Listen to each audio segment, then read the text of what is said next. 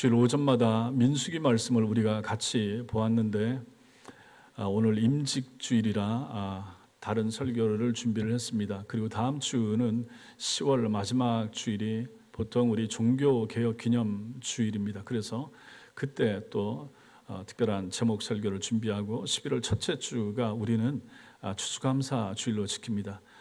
보통 11월 셋째 주일로 지키는데 그때 지키고 해봤더니 좀 늦은 것 같기도 하고 춥기도 하고 해서 우리는 11월 첫째 주에 추수감사 주일로 지킵니다.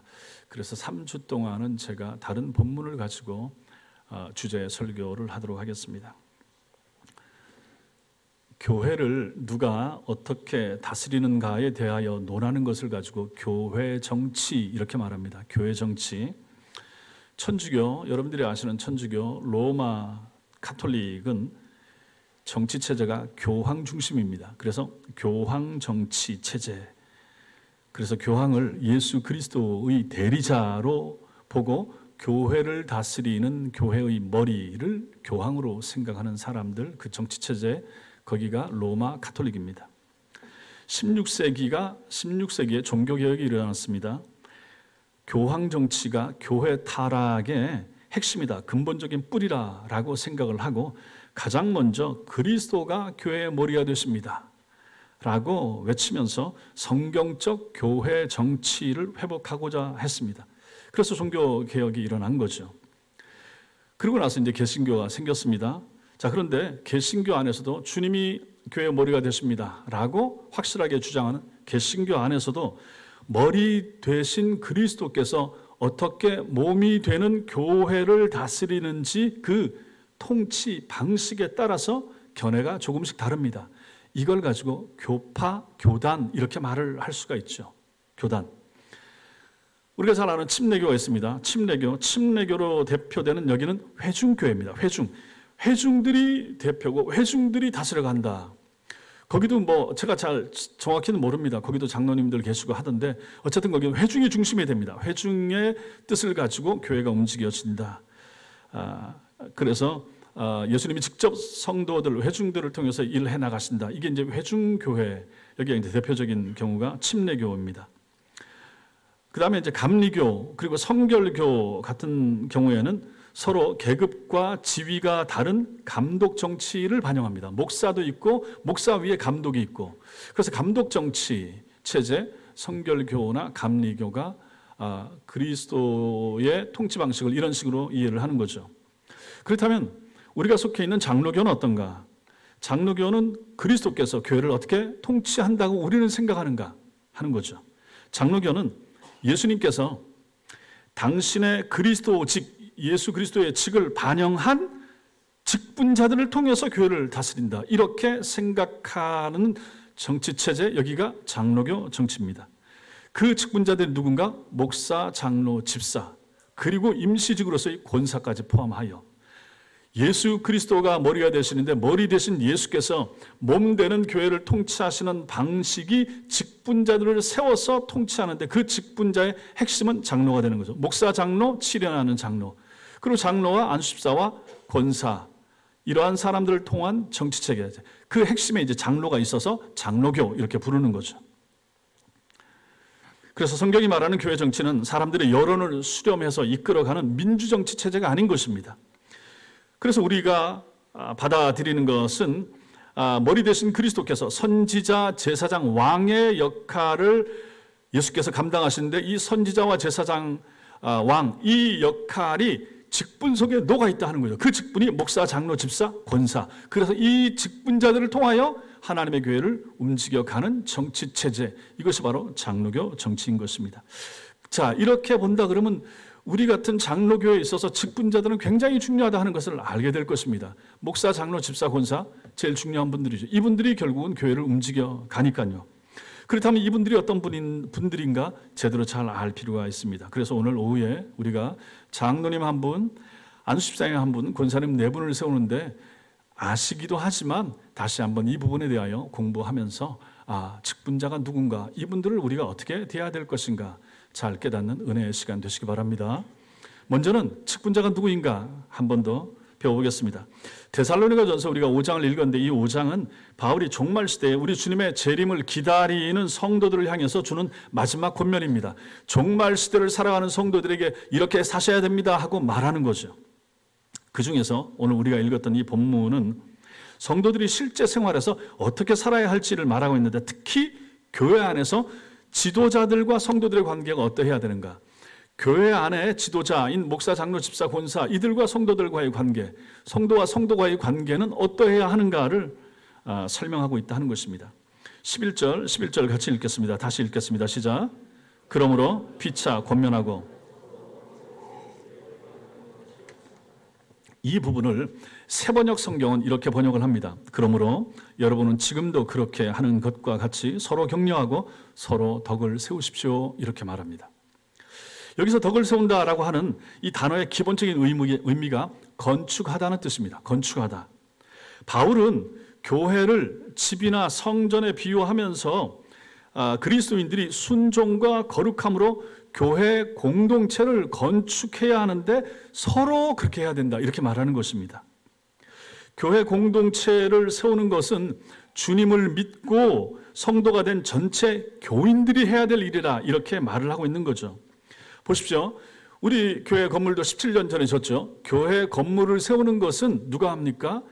인부들을 사서 돈을 주고 건물을 세우는 거죠. 그러나 덕을 세우는 것, 성도를 세우는 것, 인사할 때 당신이 교회입니다, 당신을 사랑합니다, 사람이 교회란 말입니다. 사람을 세우는 것, 오늘처럼 직분자들을 세우는 것, 교인들을 세우는 것, 돈 주고 할 수 있습니까? 이거 돈 주고 인부 사서 할 수 있는 부분이 아니라 하는 것입니다. 모든 교인이 주님의 몸의 지체로서 자기 역할을 감당하고 서로를 돌아봄으로써 교회는 세워지는 것입니다. 그래서 이 교회론이 너무너무 중요한 것입니다. 나중에 따로 에베소서를 통하여 우리 교회론에 대해서 다시 한번 배울 필요도 있을 텐데, 교회를 세우는 것은 단순히 건물을 세우는 것도 아니고, 그래서 더 이상 성전이라 말하지 말라고 그랬습니다. 성전 시대는 구약시대 이후로 지나갔다고 그랬죠.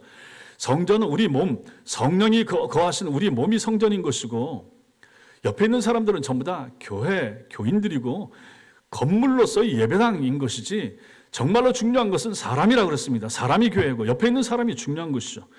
그러면 교회를 세운다라고 하는 것은 오늘 여기 본문에 있는 것처럼 덕을 세운다, 서로 덕을 세우십시오, 서로 교회를 세우십시오, 옆에 있는 사람과 아울러 함께 서로 세우십시오. 내가 이 사람을 세우고 이 사람이 나를 세우고, 우리 가정이 저 가정을 세우고 저 가정이 저 가정을 세우고, 이게 바로 교회를 세워나가는 과정이라는 것입니다.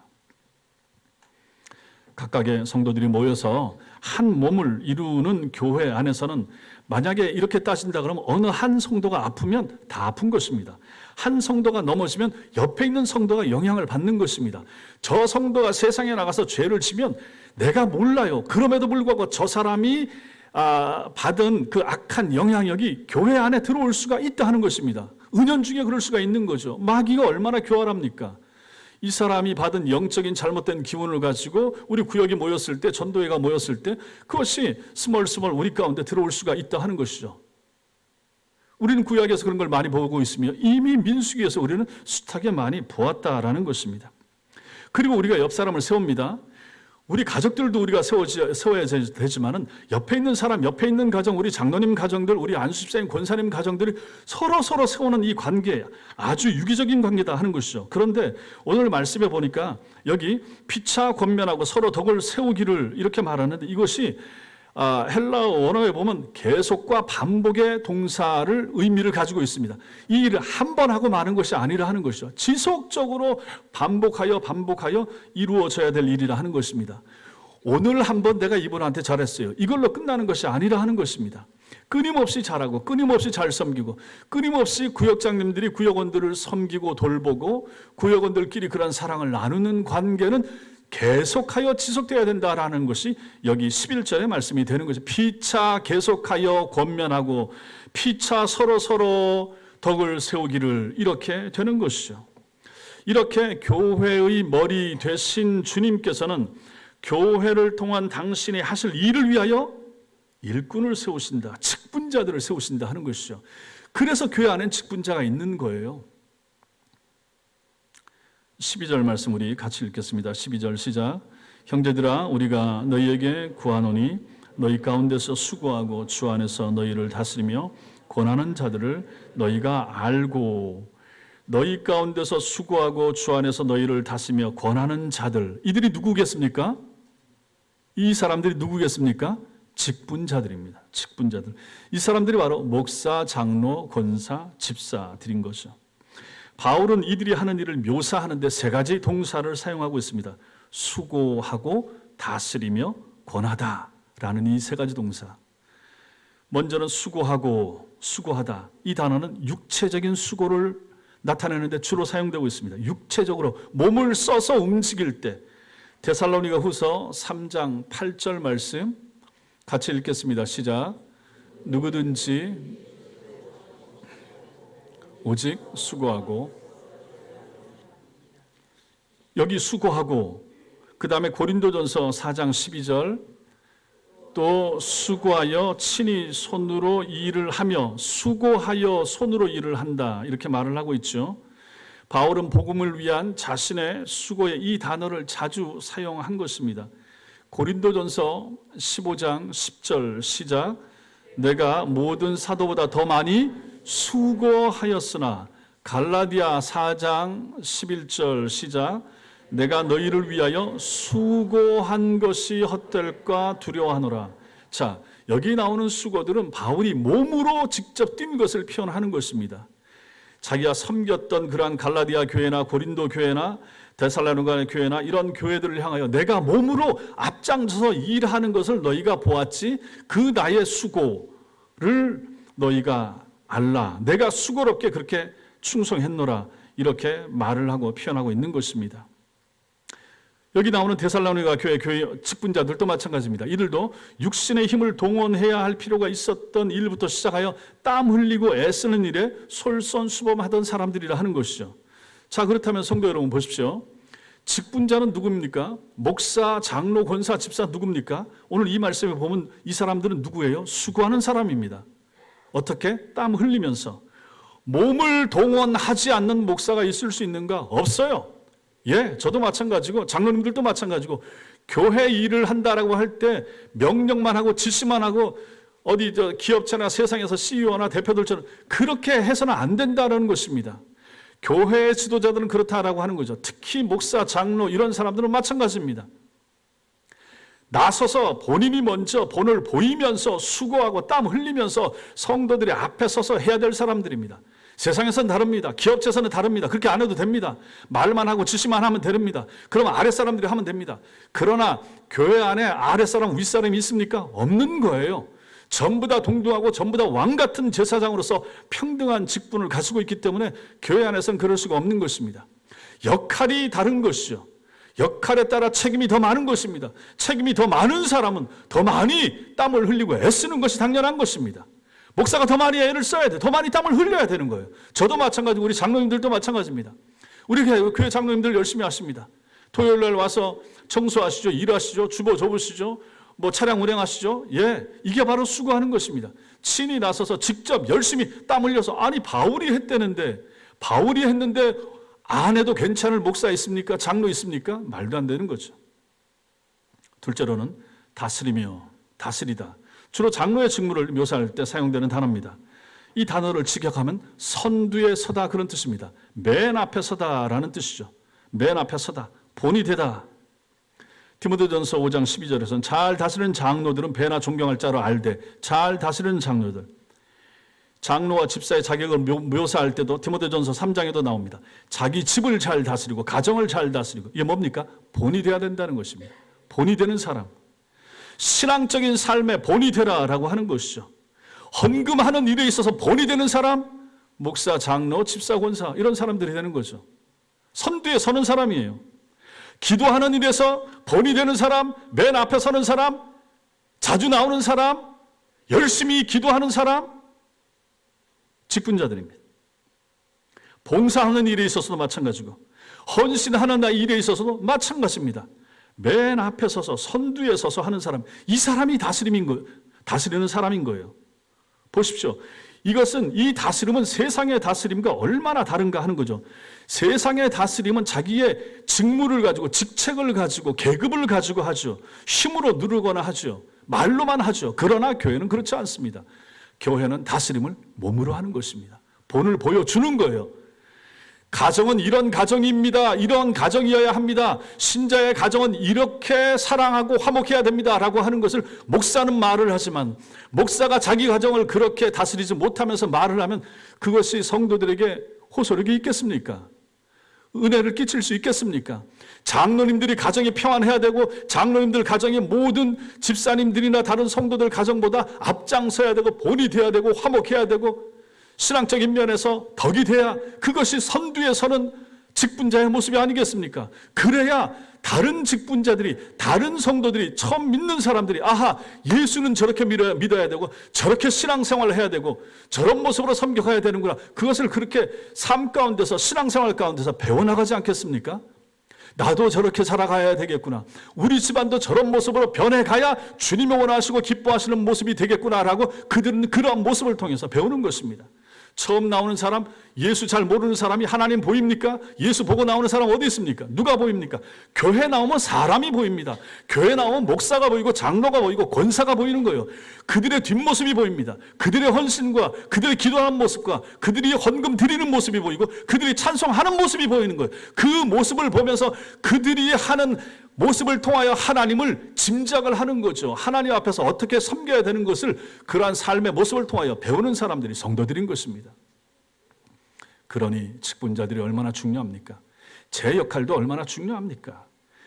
잘 다스려야 되지 않겠습니까? 말로 힘으로 권세로 통치하는 것이 아니라 내 삶으로서 내 낮아짐으로 내가 먼저 죽어짐으로 미랄이 됨을 통하여 섬기고 다스리는 사람들, 직분자인 것입니다. 그 다음에 세 번째 단어가 무엇입니까? 권하다, 권하다라는 단어인 거죠. 이것은 훈계, 가르침, 충고, 경고, 심지어 책망까지 포함하는 단어입니다. 주 안에서 누가 누구를 훈계하고 심지어 책망할 수 있겠습니까? 보세요. 학교에서는 선생님이 아이들한테 훈계하고 책망하고 경고하고 할 수가 있어요. 그렇죠? 군대에서 직장 상사에서도 마찬가지고 군대에서도 계급사회에서 상관이 부하에게 가능합니다. 자, 그런데 교회 안에서 이게 가능하겠습니까? 교회 안에서 경고하고 책망하고 훈계 가능한가? 가능하다. 성경은 말합니다. 데살로니가 교회 직분자들은 그 교인들의 잘못을 지적하고 훈계하고 바로 잡으려고 했던 것입니다. 누가? 데살로니가 교회 장로들이 그 역할을 감당한 거죠. 그 데살로니가 교회 안에 연약한 사람들, 잘못된 길로 가려고 하는 사람들, 아니면 말씀을 잘 모르는 어린 신자들에게 그렇게 하면 안 됩니다라고 말하면서 훈계하고 가르쳤던 거죠. 그렇게 노력한 거죠. 그러니 이것이 얼마나 중요합니까? 이렇게 하려고 그러면 또 뭐가 필요합니까? 본인이 잘해야지. 본인은 못하면서 얘기하면 듣겠습니까? 부모가 자식한테 해도 마찬가지고 부모가 본을 보이지 않고 자식 보고 따라하라 그러면 그게 호소력이 있습니까? 안 되는 거죠. 그것처럼 교회 안에서 중직자들이 아이들이나 청년들이나 누구한테 훈계할 수 있습니다. 바른 가르침을 얘기할 수가 있어요. 어린 신자들을 얘기할 수가 있어요. 물론 사랑의 마음을 담아서 하는 거죠. 비판하고 책망하고 혼내고자 하는 그냥 무서운 부모의 마음으로만 하는 것이 아니라 따뜻한 어머니의 마음을 품고 어린 신자들이나 늦게 나온 성도들이나 잘 모르는 청년들이나 아이들에게 얘기할 수가 있어요. 그렇게 하면 안 된다라고. 그러나 따뜻한 마음을 가지고 훈계하고 권계하고 가르치는 것이 필요하다. 이것이 오늘 세 번째로 말하는 그러한 모습이 되는 것입니다.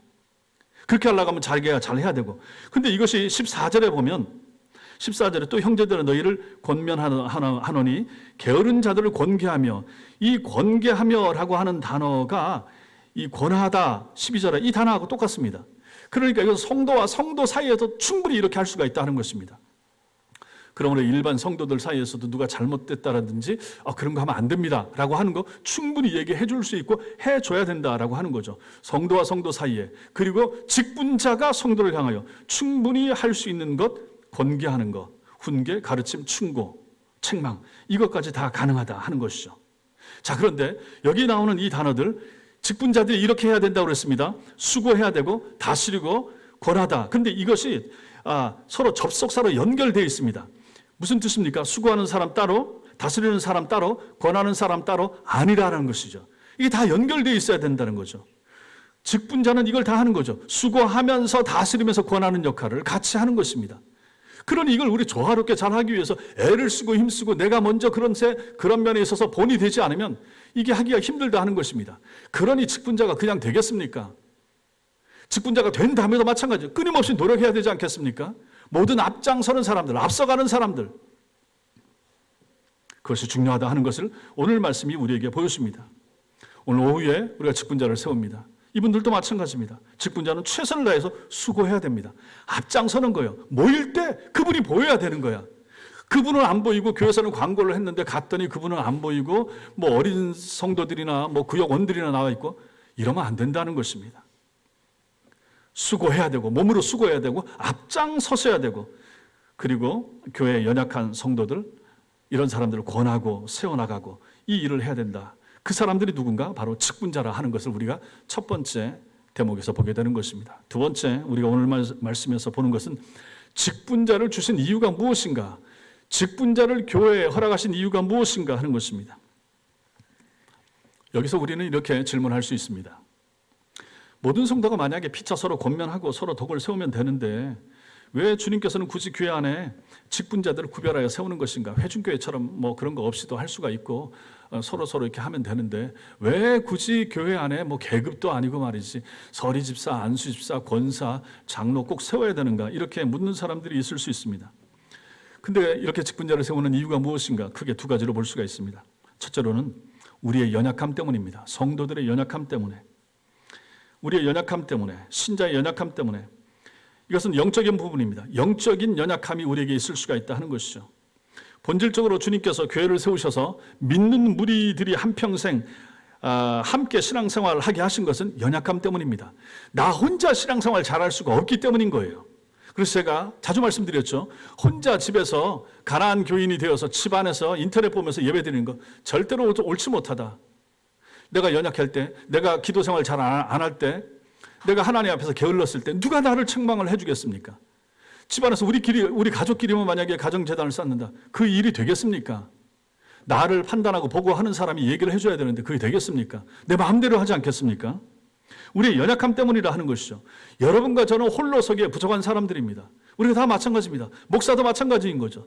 목사는 뭐 목사 정도 됐으면 알아서 다 합니까? 안 그렇잖아요. 성도들도 가끔 목사님이 왜 그러셔? 뭐 이럴 수도 있는 것이고 저의 연약함이나 약함을 가지고 목사님 왜 그렇습니까? 얘기할 수가 있는 거죠. 그때 정신이 번쩍 드는 것이고 그렇게 해야 되지 않겠습니까? 서로가 필요하다 하는 것이죠. 목사에게는 여러분들이 필요하고 여러분들에게 목사가 필요하고 권사님에게 또 다른 권사님이 필요하고 장로님에게는 안수 집사님이 필요하고 서로 교인들 간에 이게 필요하다. 왜 그런가? 우리는 연약하기 때문인 거죠. 혼자 있으면 연약하다. 넘어질 수가 있다. 서로 돌보는 직무가 필요한데 그래서 하나님께서 교회 안에 성도들을 허락하셨고 특히 그들 가운데서 직분자들을 주셔서 그 일을 잘 감당하게 하셨는데 그 중에서 특히 영적인 돌봄을 허락하신 부분은 바로 목사와 장로인 것입니다. 목사와 장로에게 영적인 돌봄을 하나님이 허락하신 거죠. 특히 목사는 설교를 통하여 말씀을 통하여 성도들의 영혼을 돌보라 그들을 기도하면서 돌보라 신방하면서 그들을 돌보라. 이것이 목사에게 주어진 직무가 되는 것이고 장로도 마찬가지입니다. 목사와 함께 같이 기도하면서 성도들을 살피고 성도들의 신앙의 상태를 보고 그들을 위로하고 찾아가고 그들을 만나고 그들의 아픔을 읽고 찾아가고 그리고 그들을 위해서 기도해 주는 사람 장로인 것입니다. 장로가 무슨 재정부에 사인만 하고 무슨 위원장 타이틀만 가지려고 장로가 아닌 거예요. 그렇지가 않습니다. 한국교회 장로 잘못된 부분들이 그런 부분들인 거죠. 그런 일을 실제로 그런 부분들은 안수집사와 권사님들이 하는 것이고 정말로 중요한 부분은 영적인 부분인 거예요. 성도들의 영적인 면, 신앙이 약할 때, 어려울 때, 시험 들었을 때, 아팠을 때, 고통스러워할 때 그때 장로님들이 찾아가고 목사가 찾아가고 신방에서 그러한 성도의 힘을 얻을 수 있도록 위로해주고 권면해주고 시험 든 사람 그 시험에서 헤어나올 수 있도록 기도해주고 그 역할을 이 영적인 돌봄을 잘 감당해야 될 중요한 책무 목사와 장로에게 있다 하는 것입니다. 그 다음에 둘째로는 왜 직분자를 주셨는가? 서로의 육적인 돌봄을 위해서도 하나님께서 직분을 허락하셨다 하는 것입니다. 영적인 돌봄을 위하여 목사와 장로를 허락하셨다 그러면 성도들 사이에 육적인 돌봄을 돌봐야 될 필요성이 있을 때 그것을 위하여 권사와 안수 집사를 허락한 거예요. 우리가 신약 사도행전에서 그 7 집사를 세운 것을 봤을 때도 마찬가지입니다. 구제에 있어서 문제가 생겼을 때 그 직무를 사도들이 했는데 사도들은 빼고 집사를 세워서 그 집사들이 아픈 사람, 힘든 사람, 잘 못 먹는 사람, 먹을 것이 필요한 사람 그거 갖다 주고 챙겨주고 그들을 위로하고 찾아가고 그 일을 누구에게 맡겼는가? 집사에게 맡겼다. 오늘날 확장해서 설명을 하면 그것은 바로 권사와 안수 집사님들이 그 직무를 감당하는 거예요.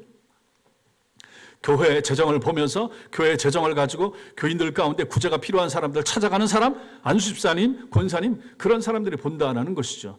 제일 가깝게, 제일 친밀하게, 누가 제일 힘들어하고 아파하고 그 가정에 어떤 문제가 생겼는지 제일 잘 알 수 있고 알아야 될 사람, 권사, 안수집사 이런 사람들이라 하는 거죠. 그런 사람들이 찾아가서 그런 문제를 가지고 교회 안에 발견했을 때 장로와 목사에게 얘기해서 저런 분들을 좀 도울 필요가 있습니다 라고 했을 때 그 직무를 감당하는 거죠. 재정적인 위기를 성도가 만났을 때 아니면 건강의 위기를 당하거나 만났을 때 그런 것을 살피는 사람, 그 사람이 바로 권사와 안수집사 이런 사람들이라 하는 거죠. 어떤 집안에 가정적인 불화가 생겼을 때 그것도 제일 먼저 듣고 아는 사람이 누굽니까? 교회 안에 권사님들 아닙니까? 권사님들이 결국 우리 교회 안에 제일 넓게 잘 깔려있는 네트워크 아닙니까? 그분들을 통해서 저도 이 얘기 저기 듣는 거죠. 권사님들이 제 아내를 통해서 얘기하고 제 아내가 저한테 전해주면 제가 그걸 가지고 기도하고 찾아가고 한다는 얘기입니다. 제일 촘촘하게 깔려있는 그 네트워크망이 우리 권사님들 아니겠습니까? 우리 한 20명, 21명, 22명 정도 되는 우리 이 권사님들이 그 역할을 감당하고 계시잖아요. 지금도 하고 계시고 앞으로도 하셔야 되고 바로 그런 일들을 위하여 육신적인 돌봄을 위하여 직분자를 세운다 하는 것입니다. 영적인 돌봄을 위하여 목사가 장로가 있다 그러면 육신의 돌봄, 성도들의 아픔과 실제적인 문제를 돌보는 역할을 위하여 세움받은 사람들이 안수집사와 권사가 되는 것입니다. 그래서 하나님께서 교회 안에, 오늘날 교회 안에 직분자를 주셨다. 저는 이렇게 보고 저는 이것이 맞다고 생각합니다. 저처럼 이렇게 생각하지 않는 목사님들도 계실 수 있습니다. 그러나 저는 이런 차원에서 보고 그래서 오늘 말씀을 이해를 하고 전하는 것입니다. 자, 세 번째로 그렇다면 교회 안에서 성도들이 이렇게 세워지는 직분자들을 대하는 태도가 어떠해야 되는가? 교회 안에 있는 목사와 장로와 집사와 안수집사와 서리집사님들을 대하는 일반 성도들의 태도와 자세는 어떠해야 되는가 하는 것이죠. 오늘 12절과 13절에서 바울은 두 가지를 요청하고 한 가지를 명령하는 것을 보게 됩니다. 그게 이제 12절과 13절에 나타나는 말씀인데 알아야 된다. 12절 끝에 수고하고 주 안에서 너희를 다스리며 권하는 자들을 너희가 알아라. 그 다음에 13절 읽겠습니다. 시작. 그들의 역사로 말미암아 사랑 안에서 가장 귀히 여기며 그 다음에 뒤에 너희끼리 화목하라. 알라 귀히 여기라 화목하라. 알고 귀히 여기며 요청하는 것, 그 다음에 화목하라 명령하는 것입니다. 그래서 두 가지 우리가 알고 귀히 여겨야 된다. 먼저 알아야 된다. 누구를 알아야 되는 것인가? 성도들은 직분자들이 누구인가를 알아야 된다. 아셔야 된다. 여기 안다라고 하는 것은 인정한다, 존중한다, 그리고 존경한다. 이런 의미까지 여기에 포함되어 있습니다. 그래서 목사를 존경해야 됩니다. 임직자들을 존경해야 됩니다. 장로님들을 존경해야 됩니다. 목사, 장로, 권사 존경받을 수 있어야 됩니다. 그런데 우리는 이 부분에서 좀 멈칫할 수 있습니다. 목사를 존경하고 장로와 권사를 존경하는 일에 있어서 웬만하면 존경할 수도 있고 하지만은 그렇지 못한 경험들이 있을 수 있기 때문에 그런 것입니다. 여러분들 중에도 충분히 그런 경험 있는 분들이 있을 수 있습니다. 저런 목사 난 존경할 수 없어. 심지어 저게 목사야? 저런 사람이 목회자야? 이럴 수 있지 않습니까? 있을 수 있고. 저런 사람이 장로 일을 해? 저런 사람이 저런 장로가 저 교회에 있으니까 저 교회가 저렇게 어렵지. 우리는 이런 얘기를 자주 듣기도 하고 숱하게 듣기도 합니다. 심지어 그런 어려운 문제 때문에 교회가 깨지기도 하고 이런 거 우리가 충분히 경험합니다. 이게 지상교회의 아픔인 것이죠. 저도 제 주변에 있는 사람들 가운데서도 마찬가지고 집안 식구들 가운데도 마찬가지고 교회에서 상처받았다. 초신자한테 상처받습니까? 그런 경우는 없어요. 목사나 장로, 권사 여기에 상처받는 거예요. 그 사람 때문에 교회 안 나가 떠나가지고 몇십 년 동안 돌아가실 때까지 교회 안 나가는 경우도 충분히 있을 수 있습니다. 심지어 가족 중에 목사, 장로, 권사 있을 수 있습니다. 그들 때문에 상처받아서 가족 모임 가운데서 상처받아가지고 아이고 저 사람 믿는 하나님 에라 안 믿을랜다. 충분히 이럴 수가 있다 하는 것입니다. 이것이 우리 아픔이 아닌가 하는 것이죠. 제가 제 미국 목회 실패를 얘기하면서 제가 경험했던 그 장로님 얘기하지 않았습니까? 자기가 헌금했던 거 마음 상하고 아프고 한다고 해서 자기가 데려왔던 성도들 다 끌고 나가면서 자기가 기부했던 피아노 끌고 가, 자기가 기부했던 성가대 가운 다 챙겨가, 자기가 교회에다가 바쳤던 식판 다 꺼내가지고 다 싸서 짊어지고 간다. 그런 장로가 있었다. 영원히 잊혀져 제가 죽을 때까지 잊지 못할 그런 장로의 모습이 되는 거죠. 그런데 그런 분도 장로였다 하는 것이죠. 그런 장로 존경되겠습니까? 목사들은 더 나쁜 목사 얼마나 많습니까? 이런 것이 우리 지상교회의 아픔인데 우리가 그런 사람들을 알고 즉 존경할 수 있겠는가? 모든 목사를 다 존경할 수 있겠는가? 모든 장로를 다 존경하는 것이 가능하겠습니까? 그럼에도 불구하고 오늘 말씀 우리에게 알라, 존경하라 이렇게 말을 하고 있는 것입니다. 이런 현실에서 우리가 두 가지를 생각해야 되는 거죠. 먼저는 참된 마음에서 그들을 존경하고 사랑 안에서 귀하게 여기기 위해서 필요한 것이 무엇인가? 직분자를 세울 때 잘 세워야 된다 하는 것입니다. 성경적 기준을 가지고 선출해야 됩니다. 장로, 안수집사, 권사를 세울 때 잘 세워야 됩니다. 나하고 가깝고 나하고 친하니까 표 찍어주고, 우리 교인들 가운데는 그런 분들이 없으시겠지만 앞으로도 마찬가지입니다.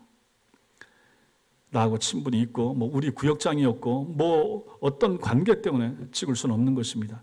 그때는 정말 냉정하게 제3자의 입장에서 서가지고 저분이 우리 교회 장로가 되고 우리 교회 권사가 됐을 때 정말로 하나님의 교회를 잘 이끌어갈 수 있는 좋은 지도자일 것인가를 생각하고 아닌 것 같으면 아니요라고 부표를 던질 수 있어야 되는 것입니다. 성경적 기준을 가지고 사람을 잘 세우는 것이 필요하고, 또 하나, 또 성경은 합당하지 않은 자까지 무조건 존경하라 이렇게 말하고 있지 않습니다. 합당한 자만 존경하라 하는 거죠. 오늘 말씀도 마찬가지고.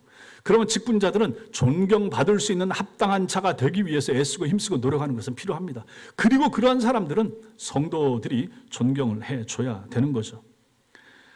자, 그래서 오늘 직분자를 대하는 첫 번째 태도, 알아야 된다.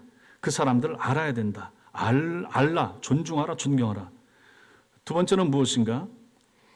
사도 바울이 직분자들을 향해서 취해야 될 일반 성도들의 마땅한 태도 무엇인가? 사랑 안에서 귀히 여기라. 사랑 안에서 그 사람을 귀히 여기라라고 하는 것입니다. 이것은 실제로 성도들이 존경과 사랑을 표현하라는 말입니다. 그 사람들을 특별하게 아끼고 사랑해 주라는 말입니다. 그런데 여기에 단서가 있습니다. 단서가 무엇입니까? 그들의 역사로 말미암아 13절에 나오죠. 그들의 역사로 말미암아 사랑 안에서 가장 귀히 여기며, 여러분들이 성도님들이 오늘 세워지는 임직자들 뿐만 아니라 우리 교회 안에 있는 임직자들, 직분자들도 마찬가지입니다. 먼저 그들을 알고 즉 존중해주고 존경해줘야 되는데, 또 그들을 어떻게 해야 되는가? 가장 귀히 여겨야 된다. 귀하게. 우리 교회 참 귀한 일꾼입니다. 근데 무엇 때문에? 앞에 보니까 그들의 역사로 말미암아 이렇게 말씀을 하고 있습니다. 여기 그들의 역사라고 하는 것은, 자, 이 부분이 참 중요합니다. 그들의 인품으로 말미암아, 그들의 인격으로 말미암아, 언행의 참 바람직한 태도로 말미암아 그를 귀히 여기라 이렇게 말씀하지 않고 있다는 것입니다. 이 부분이 우리가 잘 생각해야 될 부분입니다.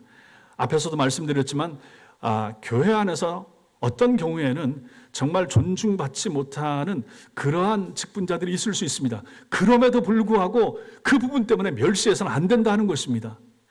인격적인 면에서도 잘 갖춰져야 되지만 모든 목사, 장로, 권사, 안수집사님들이 다 성격적으로 인품적으로 훌륭하고 행실이 바르고 다 그러면 얼마나 좋겠습니까? 그런데 그렇지 못한 경우도 있고, 그렇지 못한 경우에도 그 사람들이 임직자일 수도 있다는 것입니다. 이럴 때 성도들은 어떻게 여겨야 되는가?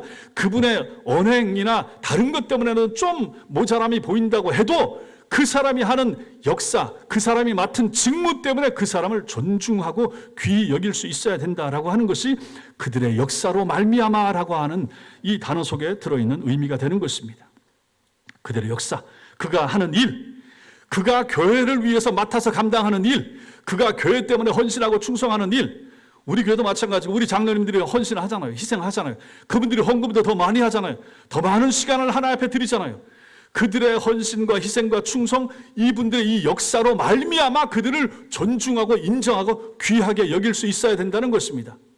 다른 부분까지 충만하고 완전하고 깨끗하고 하면 좋겠지만 그 부분이 좀 모자란다 한다 할지라도 우리 임직자들이, 직분자들이 교회 안에서 앞장서서 그 직무를 잘 감당하고 있다 그러면 그것 때문에 그분을 귀히 여기는 것은 필요하다라고 하는 것이 바울의 가르침이 되는 것입니다.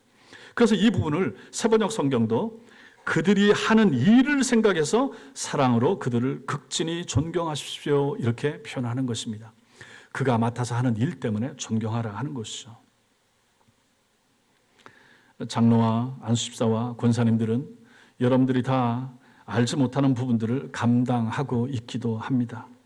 여러분들이 나서서 이루지 못하는 부분들을 자신들의 시간과 물질을 바쳐서 수고하고 감당해내는 사람들이 교회 안에 장로, 안수집사, 권사님들입니다. 그분들의 그러한 역사로 말미암아 그들은 존경받을 필요가 있다. 귀히 여길 필요가 있다는 사실 믿으시기 바랍니다. 사랑하는 성도 여러분, 목사와 장로, 집사는 오늘 성경을 보니까 사람이 고안해낸 직분이 자리가 아니라 교회가 온전하게 세워지고 그 기능과 목적이 주님이 의도하신 대로 수행되기 위하여 주님께서 친히 세우신 거룩한 직분이라 하는 것을 보게 됩니다. 권사는 교회 성경에 나와 있지 않습니다. 그래서 성경에 나오는 3대 직무라고 하면 목사, 장로, 집사입니다. 이때 이 집사도 안수 집사에 해당되는 것이죠. 그래서 목사, 저 같은 사람, 장로, 우리 장로님들에 해당되는 그런 장로, 그 다음에 안수 집사, 여기는 성경적으로 나와 있습니다. 그런데 권사님은 나와 있지 않은데 우리 교단 헌법에 보면 권사를 임시직으로 해서 여자 성도들 중에서 권사, 장로나 안수 집사와 같은 역할을 감당할 수 있도록 하기 위해 더 가까이는 안수 집사와 같은 역할을 감당할 수 있는 위치로서 권사를 세워놓으신 것이죠. 그렇다면 이분들이 다 주님이 세우신 거룩한 직분이라고 하는 것입니다. 목사와 장로와 집사, 권사는 직임과 역할이 다를 뿐이지 수직적인 계급 구조가 아닙니다. 똑같은 교회의 항존 직원으로서 수평적인 관계인 것입니다. 항존 직원, 교회가 이 땅에 존재하는 동안 항상 존재해야 될 직무, 목사, 장로, 집사, 권사라는 것입니다. 내가 목사가 됐으니까 죽을 때까지 목사, 이 개념이 아니라 우리는 제가 은퇴해도 목사라고 불러주긴 해야 하겠죠. 그러나 실제로는 은퇴하고 나면 직무는 끝나는 것입니다. 그 직무를 감당하는 동안에만 그렇게 불려지는 것이죠. 그럼에도 불구하고 우리가 통상적으로 그렇게 불려주기는 하지만은 교회가 존재하는 동안에 항상 있어야 될, 교회 안에 있어야 될 직분이 목사, 장로, 집사, 권사라는 것입니다. 이게 항존 직원이죠. 그래서 이 항존 직원들 사이는 전부 다 수평적인 관계입니다. 감독 정치를 하는 교회에서는 감독이 있고 목사가 있고 그 밑에 장로님이나 권사님들 계시지만은 여기 이제 수직적인 관계지만은 우리는 장로교회는 다르다라는 것입니다.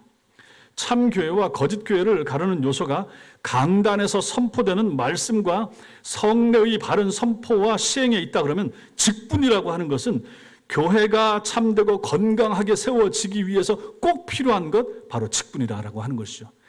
어떤 교회가 건강한 교회인가? 어떤 교회가 좋은 교회인가? 좋은 직분자를 바르게 잘 세우는 교회가 좋은 교회가 되는 것입니다.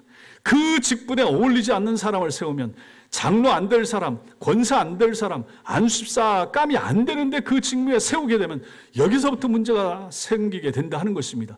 그러므로 세우는 분들이 잘 세워야 되는 것이고 세워진 사람들은 그 직무에 어울리는 삶을 살기 위해서 끊임없이 부단히 애쓰고 힘써야 된다 하는 것을 우리는 오늘 말씀에서 배우는 것입니다.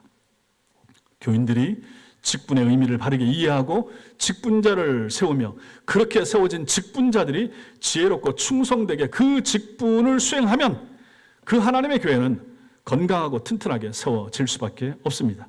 그 반대가 되면 교회는 약해질 것이고 타락할 것이고 부패해지게 될 것입니다. 그만큼 직분이 중요하며 직분자가 중요한 것입니다. 오늘 오후에 세움을 받는 직분자들이 하나님 앞에서 수고하며 다스리고 권하는 그러한 직분자들 될 수 있게 되길 바랍니다. 우리 교회 모든 직분자들이 항상 수고하고 다스리고 권하는 일에 앞장설 수 있게 되길 바랍니다. 그리고 성도들은, 그리고 다른 사람들은 직분자들을 향하여 알고 사랑하고 존중하고 귀히 여기는 그러한 은혜가 우리 교회 가운데 충만하시기를 주님의 은혜로 축원합니다. 기도하겠습니다.